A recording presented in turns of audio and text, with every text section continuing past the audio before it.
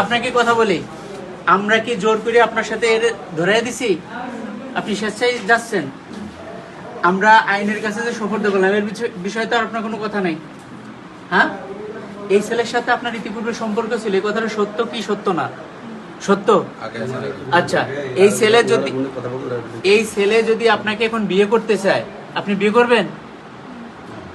ভাই, তুমি যদি একে বিয়ে করতে চাও, বা এ তো তোমাকে অলরেডি বিয়ে করতে রাজি, তুমি এখন কি করবে? তো অলরেডি তার দুটো সন্তান সহ বিয়ে করতে চাচ্ছে তোমায়। আমি এখানে মানে যেটা অপরাধ হয়েছে, এখানে গণ্যমান্য ব্যক্তি আছে, প্রশাসনের লোক আছে, এখানে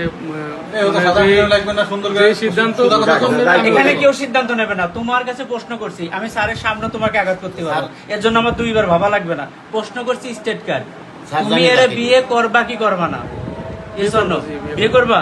যাক আলহামদুলিল্লাহ, সেটা তোমাদের বিষয়। এই যে আগে বলি, এই যে তোমাদের দুজনকে, এই যে স্যারের নাম হচ্ছে আকবর হোসেন, এসআই আকবর হোসেন, ওনার সামনে আমরা বুঝাইয়া দিলাম তোমাদের কাছে যে মাল সামানা ছিল, মাল সামানা সহ বুঝাইয়া দিলাম এলাকাবাসী এই বিষয়।